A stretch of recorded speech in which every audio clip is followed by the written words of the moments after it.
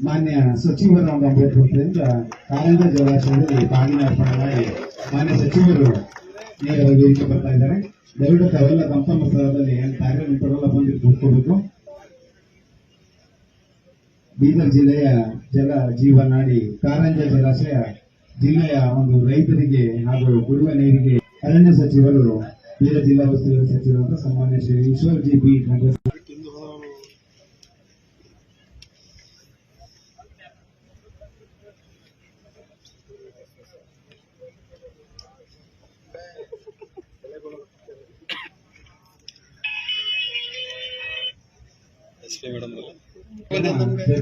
ಕಾರ್ಯಕ್ರಮಕ್ಕೆ ಬಾಗಿನ ಅರ್ಪಣೆಯನ್ನು ನೆರವೇರಿಸಿಕೊಳ್ಳಲು ಮಾನ್ಯ ಶ್ರೀ ಈಶ್ವರ್ ಜಿ ಬಿ ಖಂಡ್ರೆ ಅವರಿಗೆ ವೇದಿಕೆಗೆ ಆಮಂತ್ರಣ.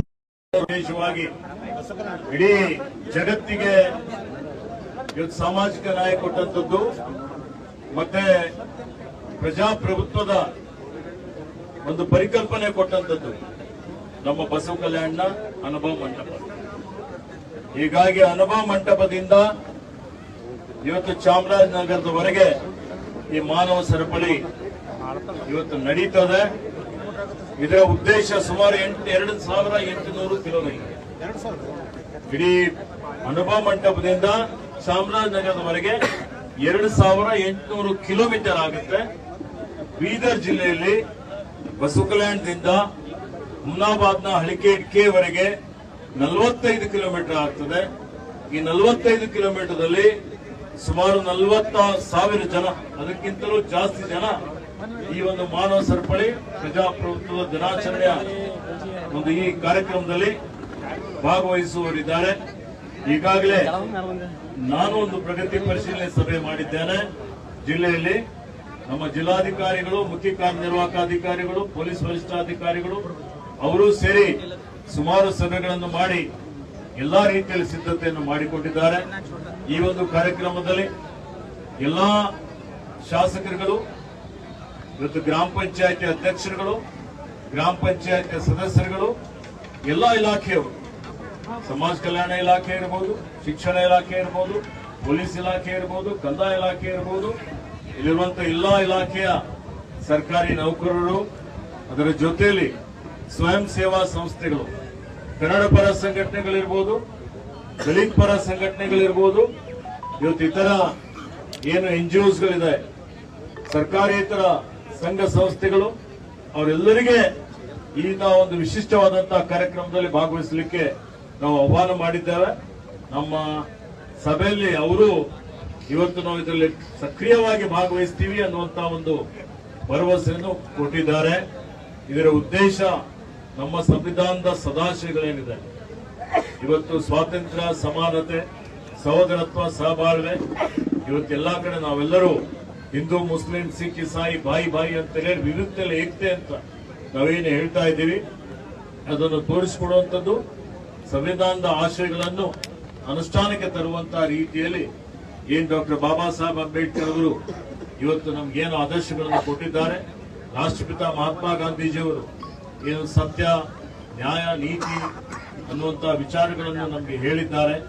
ಆ ಒಂದು ನಿಟ್ಟಿನಲ್ಲಿ ನಮ್ಮ ಮಕ್ಕಳಿಗೆ, ನಮ್ಮ ಎಲ್ಲಾ ಸಾರ್ವಜನಿಕರಿಗೆ ಎಲ್ಲರಲ್ಲೂ ಮತ್ತೆ ಪುನಃ ಇದರ ಬಗ್ಗೆ ಜಾಗೃತಿ ಮೂಡಿಸಬೇಕು. ಶಾಂತಿ, ಸಮಾಧಾನ ಇಲ್ಲಿರಬೇಕು. ದ್ವೇಷ ಆಗಲಿ, ಮತಾಂಧತೆ ಆಗಲಿ ಇರಬಾರದು. ಆ ನಿಟ್ಟಿನಲ್ಲಿ ದೇಶದ ಐಕ್ಯತೆ, ಏಕತೆ, ಅಖಂಡತೆಯನ್ನು ಕಾಪಾಡಿಕೊಂಡು ಬಲಿಷ್ಠವಾದಂತಹ ಒಂದು ರಾಷ್ಟ್ರ ನಿರ್ಮಾಣ ಆಗಲಿಕ್ಕೆ ಪೂರಕವಾಗಲಿ ಅನ್ನುವಂತಹ ರೀತಿಯಲ್ಲಿ ಇವತ್ತು ನಾವು ಅಂತಾರಾಷ್ಟ್ರೀಯ ಪ್ರಜಾಪ್ರಭುತ್ವದ ದಿನಾಚರಣೆ ಆಚರಿಸ್ತಾ ಇದ್ದೀವಿ.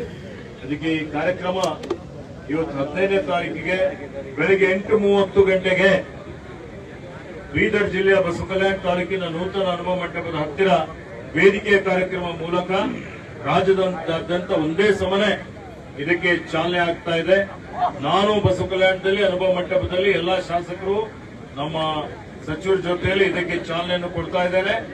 ಇವತ್ತು ಅದರ ಜೊತೆಯಲ್ಲಿ ಇವತ್ತು ನಮ್ಮ ಅವತ್ತಿನ ದಿವಸ ನಮ್ಮ ರಾಜ್ಯದ ಕನ್ನಡ ನಾಡಿನ ರಾಜ್ಯ ಧ್ವಜ ಹಾಗೂ ರಾಷ್ಟ್ರೀಯ ಧ್ವಜ 1 ಕಿಲೋಮೀಟರ್ ವರೆಗೆ ಹರಿಸುವಂತಹ ಒಂದು ಕಾರ್ಯಕ್ರಮ ನಾವು ಇಟ್ಟುಕೊಂಡಿದ್ದೇವೆ.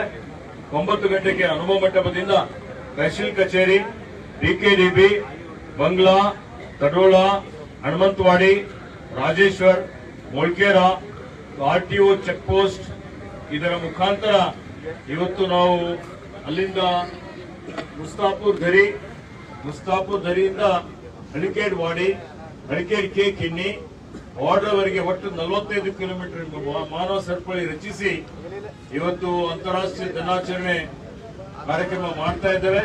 ಸುಮಾರು 40,000 ಜನ ಇದರಲ್ಲಿ ಸೇರಲಿದ್ದಾರೆ. ಮತ್ತೆ ಎಲ್ಲಾ ಇಲಾಖೆಯವರು ಇದರಲ್ಲಿ ಭಾಗವಹಿಸುತ್ತಾರೆ. ಕಡ್ಡಾಯವಾಗಿ ಇವತ್ತು ಛಾಯಾಚಿತ್ರ ತೆಗೆಯುವಂಥದ್ದು, ಸಂವಿಧಾನದ ಪೀಠಿಕೆ ವಾಚನ ಮಾಡುವಂಥದ್ದು, ಇವೆಲ್ಲ ಕಾರ್ಯಕ್ರಮಗಳು ಇಟ್ಟುಕೊಂಡಿದ್ದಾವೆ. ಬಂದೋಬಸ್ತ್ ಎಲ್ಲಾ ರೀತಿಯಲ್ಲಿ ಆಗಿದೆ. ಇವತ್ತು ಇದಕ್ಕೆ ಜಿಲ್ಲಾ ಪಂಚಾಯತ್ ಇರ್ಬೋದು, ನಗರಾಭಿವೃದ್ಧಿ ಇಲಾಖೆ ವತಿಯಿಂದ ಕುಡಿಯುವ ನೀರಿನ ಎಲ್ಲಾ ರೀತಿಯಲ್ಲಿ ವ್ಯವಸ್ಥೆಯನ್ನು ಮಾಡಿದ್ದೇವೆ. ಬೆಳಿಗ್ಗೆಯವರಿಗೆ ತಿಂಡಿನೂ ಕೊಡ್ತೇವೆ. ಹೀಗಾಗಿ ನನ್ನ ಪರವಾಗಿ, ಸರ್ಕಾರದ ಪರವಾಗಿ ತಮ್ಮ ಮಾಧ್ಯಮದ ಮುಖಾಂತರ ಇಡೀ ಜಿಲ್ಲೆಯ ಸಮಸ್ತ ಜನತೆಗೆ ಈ ಒಂದು ವಿಶಿಷ್ಟವಾದಂತಹ ಒಂದು ಕಾರ್ಯಕ್ರಮದಲ್ಲಿ ಎಲ್ಲರೂ ಭಾಗವಹಿಸಬೇಕು ಅಂತ ಹೇಳಿ ನಾನು ವಿನಂತಿ